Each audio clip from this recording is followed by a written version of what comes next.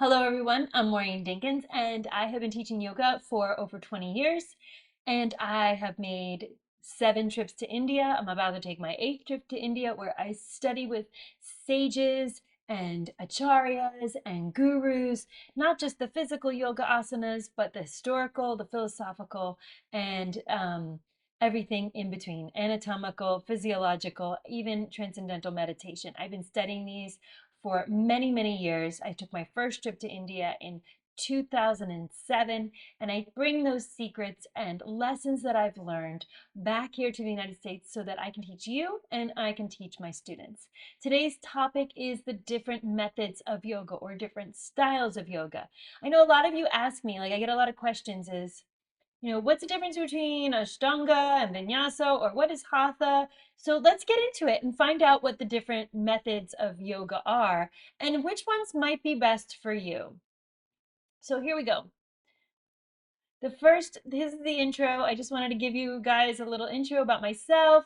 Again, my name is Maureen Dinkins. I am the owner of Clarity Global Yoga. And with Clarity Global Yoga, we have online classes, we have yoga teacher trainings, we have 300-hour and 200-hour beginner and advanced. I should flip that, advanced and beginner. We have online yoga classes for asanas, we have philosophical classes, and we also do Sanskrit chanting classes. So we have some free options. You should check out our website, clarityglobal.org, and just see what's going on over there. All right, so let's move to the first slide. So did you know that yoga has been around for thousands of years? There was one book written on yoga. It was written somewhere between 1,000 and 4,000 years ago. They are really actually not sure how old this book is, but it is the one book that every yoga student should be reading. And it is written by the sage Patanjali, and it is called the Yoga Sutras. And there are many copies of the Yoga Sutras translated by many different authors, philosophers. I think the best version of the book would be Light on the Yoga Sutras by Iyengar. That would be my I highly recommend that version of the book because he makes it very understandable for Westerners, and his translations and explanations of the sutras really help you grow and understand what the process of yoga is, because going to an asana class and doing some exercises is just the tip of the iceberg. It is the very first step. Okay, so known to be written about 1,000 to 4,000 years ago, this book perfectly describes the process of yoga, the changes it makes to your body, mind, and inner being. This book teaches us what yoga is and what yoga is not. Now, what does Patanjali say? The second line of this book, shloka is a verse. The second verse, the second shloka is yoga chitta vritti nirodha, which means yoga is to settle the mind chatter. And that's it. That is the whole purpose of yoga. Yoga is to settle the mind chatter, to quiet the mind. Well, why do I need to quiet my mind? Because most people are living in reaction mode. Most people are reacting to the life that they have and not creating the life that they want. And that's it. The sole purpose of yoga is to quiet the mind so that the real work can begin. The journey of the soul, the connection to the super soul, and achieving bliss in this lifetime. When we practice yoga to quiet the mind, we become less reactive and more of an observer. We can choose to react because we have control over our minds. We can choose what we want to think about and direct the path of our lives. How often are you choosing your thoughts, or are you reacting to the outside world and your thought is a reaction to something that you saw, something that happened to you, or something somebody said to you? Did you even know that you can control your thoughts? Did you even know you could quiet your mind? Because that's the whole purpose of yoga. Now, let's talk about different methods of yoga. I know I'm going pretty fast here, but there's a lot of information to cover, but you're going to have to do some discovery on your own. For example, what is Hatha Yoga? So the words Hatha mean, or I think I have that wrong, it's supposed to be Ha and then Ta, means sun and moon. It's an all-encompassing word that describes all types of yoga methods. So if somebody says, are you practicing yoga? And you think of an umbrella, like think of the umbrella as hatha and all the other yogas underneath it. Because hatha means all encompassing, from the sun to the moon. Every style of yoga is considered hatha yoga. It's all encompassing, and it's generally, if you're going to go to a hatha yoga class, expect to have some easy and challenging poses. If you have any vinyasas, breath with movements, we'll get to that next, and holding poses for long periods of time. So with a hatha, if you decide to pick up or go to a hatha yoga class, it is going to be more about the poses, right? Like you're going to do one pose, you're going to do the next pose, the next pose, the next pose. And you're not really going to link the poses together with some movements called vinyasas. Now, with the hatha yoga practice, there are many different schools of thought as far as hatha yoga goes. We have the Shivananda yoga, which is a hatha yoga style. We have Bikram yoga, which is the Ghosh lineage, which is also a hatha yoga sequence. And then some sorts of gentle or restorative yoga where you're doing a lot of seated poses, maybe holding them for 5 to 20 breaths. These are also considered hatha yoga classes. Now, for example, in the Shivananda experience, you hold the poses for up to 20 minutes, depending on the difficulty. The more difficult the pose, the longer you're going to hold it. When I was staying at the Shivananda ashram in India, we held headstand for 20 whole minutes. Yes, 20 whole minutes. And the same thing with shoulder stand. So you're upside down for long periods of time, and it really tests your mind power and your strength. So that's an example of hatha yoga class. It can be generally easy or difficult or a mix of both. I would recommend a gentle or restorative class if it's your first hatha yoga class. Kundalini yoga could also be considered a hatha yoga practice, even though they repeat poses. So you do one pose and you repeat it several times, and then you work on some pranayama, which is considered breath work. And there's many different styles of pranayama. And what does vinyasa mean? What is vinyasa yoga? Well, vinyasa means linking breath with movement. So when you're moving from one pose to the next, when you inhale, spread your arms. Exhale, grab your big toe like you're moving into a triangle pose.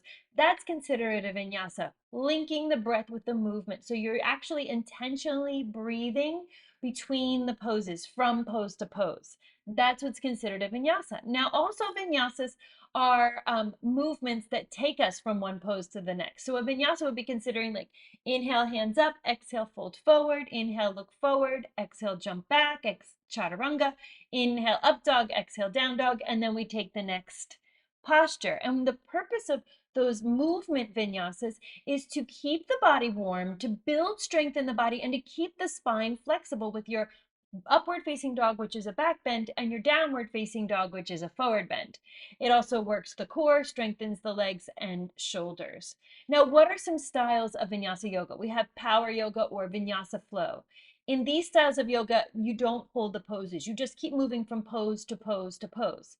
I don't recommend this style for a beginner because you're never going to really learn the poses. You're just kind of doing them for half a breath or one breath, and you're not really learning how to do them properly. This is more of an aerobic workout, and if that's what you want to do, hot yoga is often a vinyasa flow, go ahead. But this is more an aerobic exercise and a Western style of yoga. This is not a traditional style of yoga. This is a style of yoga that was invented by the Westerners who were traveling to India or who had received the message of yoga from another Westerner who had been to India. Ashtanga yoga is also considered a vinyasa, a style of yoga, because there are breaths linking the movements, but the sequences are ancient and historical to India. So, in order to keep the body warm and heated, we add vinyasas between the postures so that our body is prepared for the next pose or set of poses. Ashtanga yoga, like the Ghosh lineage, the Bikram sequence, are ancient sequences that are scientifically proven to heal the body and help settle the mind chatter. They are not just random poses put together because the teacher felt like it, which is something a vinyasa or a hot power flow or a power flow would be. Then we have Anusara Yoga, which is also considered a vinyasa style, which is based on the Ashtanga sequence. Very, very similar. Baptiste Yoga is very, very similar. Lots of sun salutations, similar to Ashtanga Yoga. and Jivamukti yoga as well, which is considered a power flow with lots of sun salutations, lots of those vinyasas, stepping and jumping back, inhale, exhale, fold, step back, lots of continuous movement to heat the body. Heating up the body with the breath in these styles of yoga will help heat up the blood and kill the bacteria in the blood to help prevent illness. Now, what is other types of yoga? So one who controls the mind controls the whole universe. Swami Vivekananda said this.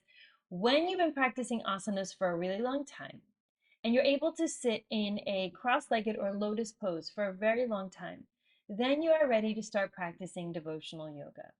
This type of yoga is practiced with long periods of meditation, Sanskrit chanting, and devotional service to others and the Supreme Lord. Through intentional acts of kindness and service, and with much studies of the ancient texts, these methods of attaining bliss through yoga don't involve asanas at all, or very little. Some of these styles would be considered bhakti yoga, the yoga of devotion, jnana yoga, which is the yoga of knowledge, and we have raja yoga, which is royal yoga. It's almost like your body has already received the benefits of health and healing from the asanas, so that you can sit for long periods of time and work on clearing the mind of what we call samsaras, or little bits of energy that no longer serve us, little memories, little habits, behaviors, patterns, things that come from our previous or past lives. And so once you've been practicing asanas for a long time, maybe 10, 15, 20 years or more, and you feel like the benefits have served you, and you've learned a little bit of pranayama, or you've learned other parts, meditation and focus, you can start practicing devotional yoga, where you dive deeper into the sutras and the Bhagavad Gita and the ancient texts of yoga, where you learn Sanskrit chanting to help calm the mind and the body. When we chant in Sanskrit, Sanskrit is a language of the gods. It soothes our body. The vibration of just chanting the word Om calms and heals the body. Can you imagine how good it feels to chant a Sanskrit chant 108 times using mala beads, or chanting and singing a song in Sanskrit with a large group of people, and how that vibration feels? I was in my Ashtanga class this morning. We chant Sanskrit in Ashtanga before and after class. And there was 9, 10, 12 people in the room. And we all chanted the opening mantra together, and it was so powerful. So, the yoga of devotion is extremely important. But you need to heal and cleanse the body before you move on to some of these more devotional practices, because it'll be harder to understand these ancient texts and practices without the prerequisites of a good, strong, healthy asana practice. Now, what about yoga in the West, right? Yoga is not an exercise routine. I hear people all the time saying, I go to yoga, I go to power yoga, I go to hot yoga. And they're like, oh, you're a yoga teacher? I go to power yoga, I go to hot yoga. No, you're not practicing yoga. I'm sorry. You're not. You're not. You're not practicing yoga. You are doing exercises about stretching in a hot room so that you can feel good about yourself. Nothing wrong with that. But it is not yoga. Yoga is a path. Yoga takes us from being delusional and confused to being clear and creative, and creating the life that we want, and controlling the mind and choosing our thoughts. It's not a fitness routine. Our goal in yoga is to transcend the asanas so that we can, beyond the asanas, control our minds and be of service to others just naturally, because we are not the reactive ones. We are not meddling. We are not drama. We are steadfast in our knowledge of our purpose here, and that is to create bliss in our lives, to help others find that bliss for themselves. So it is a practice that heals and strengthens the body so that we can go deep within ourselves to reach levels of contentment, non-attachment, and bliss. Through the practice of yoga, one can attain spiritual freedom without being connected to anyone or anything for the pleasure or pain avoidance. So if you're seeking pleasure or you're seeking pain avoidance, you are not in control of your mind. The practice of yoga is to uncover our true self so that we can come to the realization that we are one with the Supreme. We are one with God and nature and the spiritual realm. We come from the spiritual realm. We are not bodies with souls. We are souls with bodies. So we must live from our soul and not from the mind. Elevating your contentment. Santosha means contentment in Sanskrit, but being content with where we are in this life at this present moment is a practice of yoga. It is not to say that we are stagnant in this place in our lives, just that we should not condemn where we are in this life and learn to enjoy each moment as it comes so that we can become stronger, so that we can become better, so that we can become more content and happy with the way life is instead of constantly trying to change the outside world. We can only change our inside world. And that's what yoga helps us do for the better. Through the practice of tapas, a yearning to seek more, we aim to elevate our satisfaction in this life at this present moment. Tapas allow us to seek more meaning in this life so that we do not become bored and continue to seek personal growth. So, which method of yoga is right for you? The ultimate goal of practicing yoga many years uninterrupted, as prescribed by Patanjali's Yoga Sutras, is reaching samadhi or bliss. That's the goal of yoga, to reach samadhi or bliss. And we cannot reach a state of bliss if our body is ill or our mind is weak. Yoga strengthens the body and the mind so that we can connect with our spiritual self. Yoga heals the body, settles the mind chatter so that we can live a life directed by our thoughts, not in reaction to our thoughts. A well-rounded daily practice is best for all levels, and if you're a beginner, start with gentle or restorative classes. If you're more fit, try Ashtanga or Vinyasa.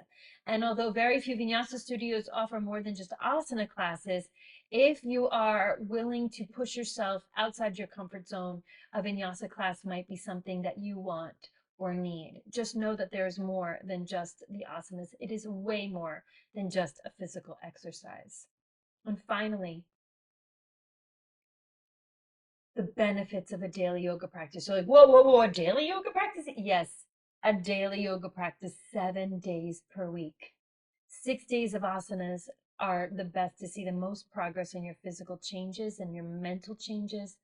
And Sanskrit chanting, meditation, breathwork, pranayama, all of these things should go hand in hand. Ayurveda, eating for your dosha. Daily asanas can help heal injuries, strengthen limbs, and reduce inflammation in the digestive organs.